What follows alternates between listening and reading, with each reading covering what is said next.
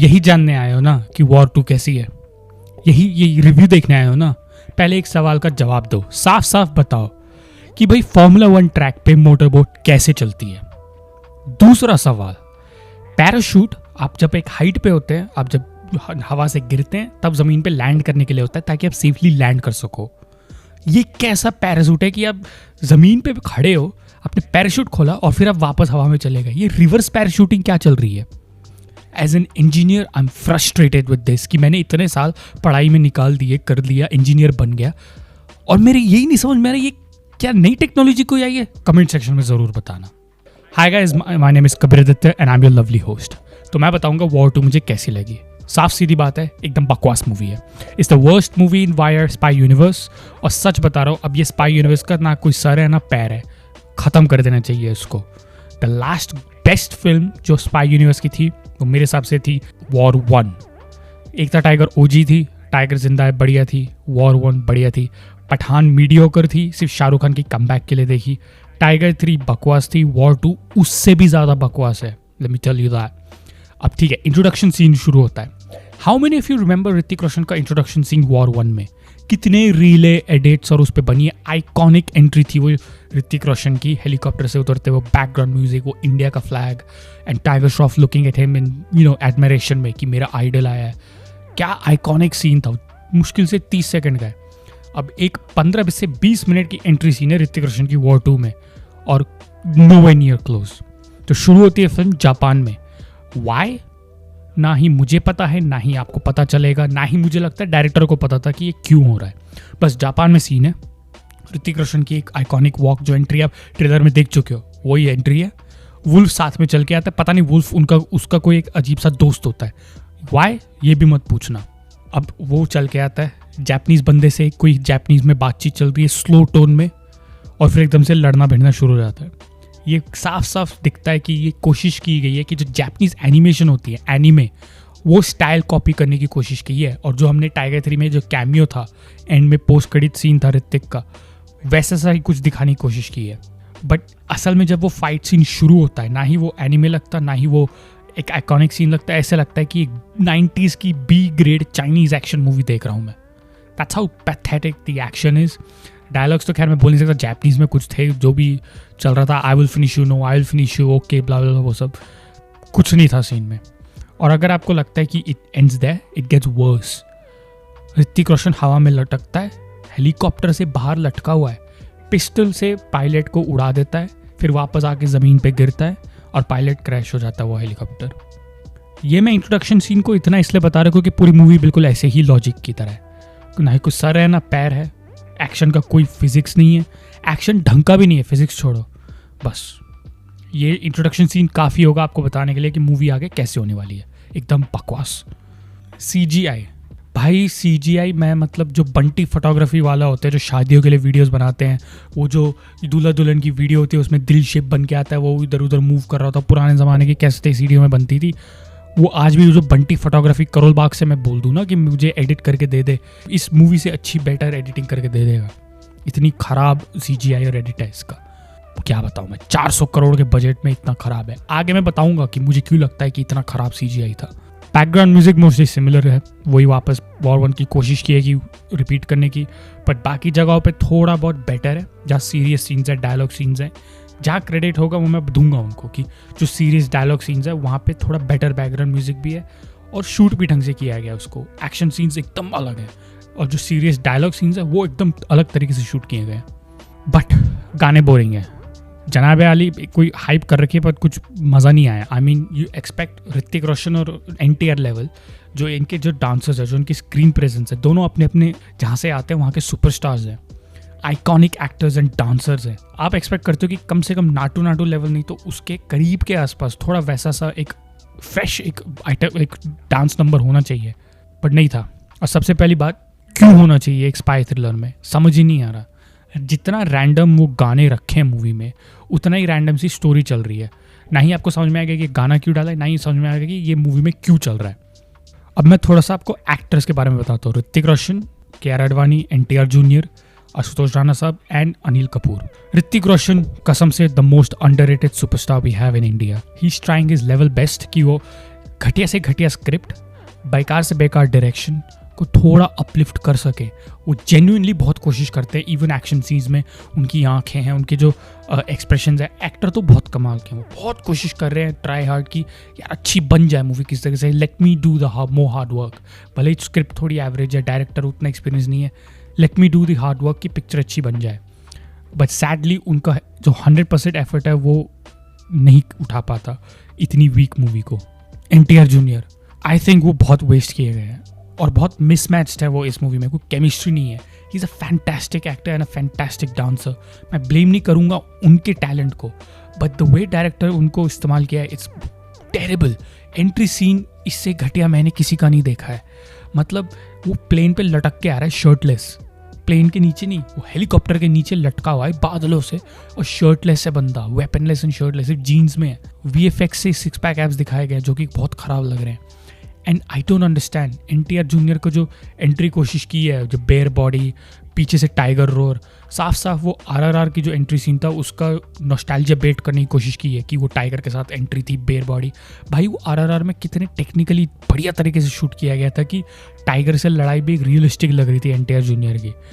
राजामौली साहब को भी पता था मूवी में और हमें भी पता है कि बहुत अनरियलिस्टिक फाइट है, but the way he presents it in a movie वो लगता है कि इतना रियलिस्टिक हो सकता है।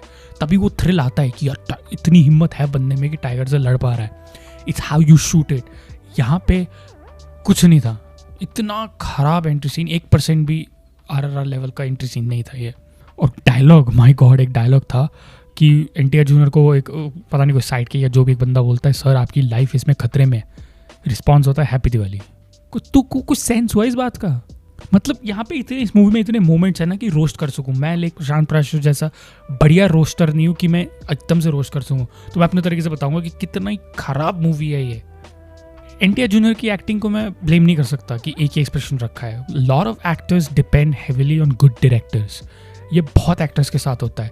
आई थिंक बहुत कम एक्टर्स हैं जो खुद के बल पे एक्टिंग अच्छी कर सकते हैं। लाइक ऋतिक रोशन एक है, अमिताभ बच्चन साहब एक है, to an extend even Shahrukh Khan, Ranbir Kapoor, Ranveer Singh, ये सब है।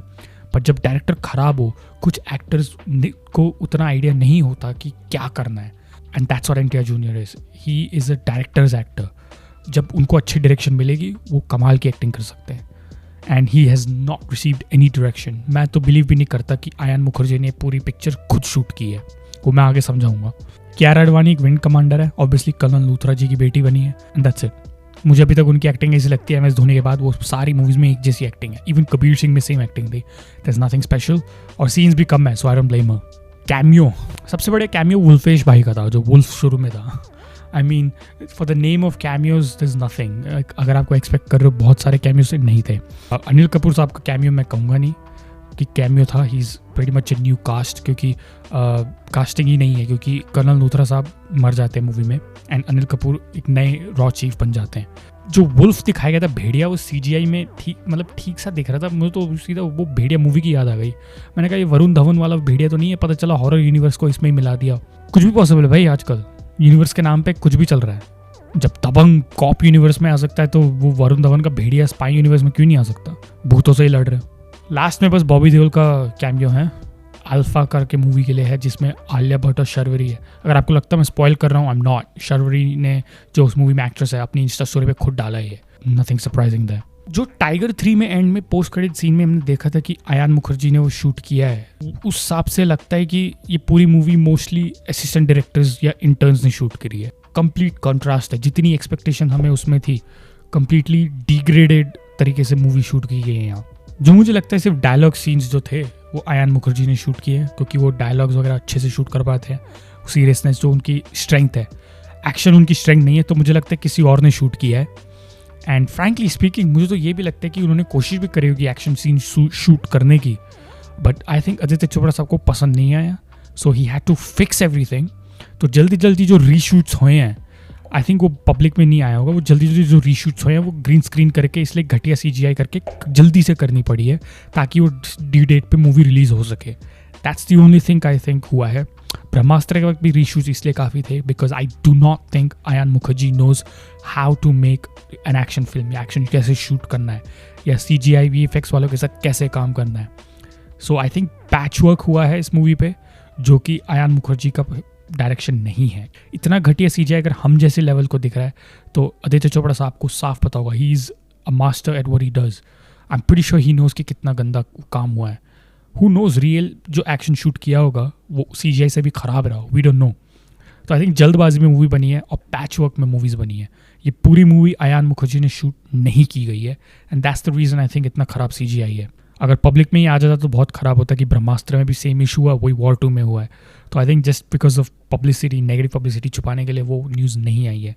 देखो स्पाई यूनिवर्स में स्टोरी कुछ खास होती नहीं है। वॉर 1 की भी कोई मीडिया की स्टोरी थी but the direction was different.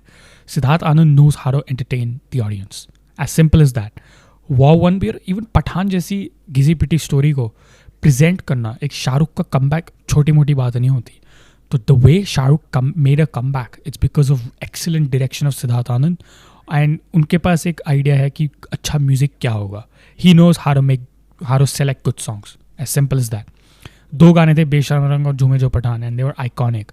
War 1 में जय जय शिव शंकर और घुंगरू, एंड दे वर आइकॉनिक। तो सिद्धार्थ आनंद साहब के पास एक कह सकते हो he has the music ear, he knows कि कौन सा गाना हिट है और कब डालना है। जैसे मैंने कहा था, ये अयान मुखर्जी की फिल्म नहीं है पूरी की तरह। मैं समझा चुका हूँ कि वाई आई थिंक ये पैच वर्क में शूट हुआ है, why I think he is not directed the film completely, and why I think CGI भी बेहद गंदा रहा है। बट अगेन, एक्शन मूवी में जब सीरियस सीन्स अच्छे हैं और एक्शन सीन्स अच्छे ना हो तो it's not a action movie. It's like जब आप पाव भाजी मंगाओ, पाव तो अच्छा था पर भाजी ख़राब थी, तो ओवरऑल एक्सपीरियंस ख़राब हो जाता है। That's the only reason I think ये मूवी अच्छी नहीं लग रही है। आई डू थिंक स्टोरी में इतनी ख़राब नहीं है, सीरियस सीन्स इतने अच्छे थे, थोड़ा ढंग से शूट हो जाती है। आई डू थिंक मूवी काफ़ी अच्छी बन सकती थी। ये एक काफ़ी वेस्टेड पोटेंशियल तरीके से गई है। Is Ayan Mukerji the right man for action? I think Brahmastra जैसे और वॉर 2 के बाद आई डू नॉट थिंक उनको एक्शन मूवीज़ में जाना चाहिए। धूम 4 प्लीज़ दूर रखो उनको। भले ये जवानी है जवानी की सीक्वल बना लो, वेकअप सीट की सीक्वल, कुछ ऐसे कुछ बना लो। Do not go near an action movie please Ayan. We love your direction, we love your script writing, we love your vision, but life की बारे में मूवीज़ बनाओ, एक्शन नहीं। एंड स्टोरी, हीरो विलन है, फिर उसके बाद विलन हीरो हो जाता है, पर फिर बाद में जो विलन हीरो था वो वापस विलन बन जाता है, और जो हीरो विलन था वो वापस हीरो बन जाता है। मुझे समझ में नहीं आया, आपको भी समझ में नहीं आएगा। एंड सच बता दूं, जिसने भी ये मूवी बनाई है उसको भी कोई घंटा समझ में नहीं है कि कहानी क्या है। कहानी में कुछ नहीं है। अगर आपको कहानी समझनी है ना, इससे अच्छा क्रिस्टोफर नोलन की मूवी देख लो, पहली बारी में समझ आ जाएगी। पर ये मूवी समझ में नहीं आएगी, ऐसा कुछ भी चल रहा है मूवी में, कोई कहानी नहीं है, कोई सिर पैर नहीं है। The reason I am saying जो सीरियस सीन्स अच्छे थे, it's because particular scenes direct करना अलग बात होती है, पूरी मूवी इकट्ठे शूट करके उसको जोड़ना वो भी एक अलग कला होती है। जब कुछ सीन्स अयान मुखर्जी ने डायरेक्ट किए भी नहीं है तो उसको एक मूवी में डालना, पूरा जो डायरेक्टर का विजन होता है ख़राब हो जाता है। तो आई डेफिनेटली थिंक कि दैट्स द रीज़न ये मूवी अच्छी नहीं लग रही है। एंड सच बताऊं, टाइम वेस्ट मत करना, मत जाना सिनेमा हॉल में। एंड या that's it, thank you for watching.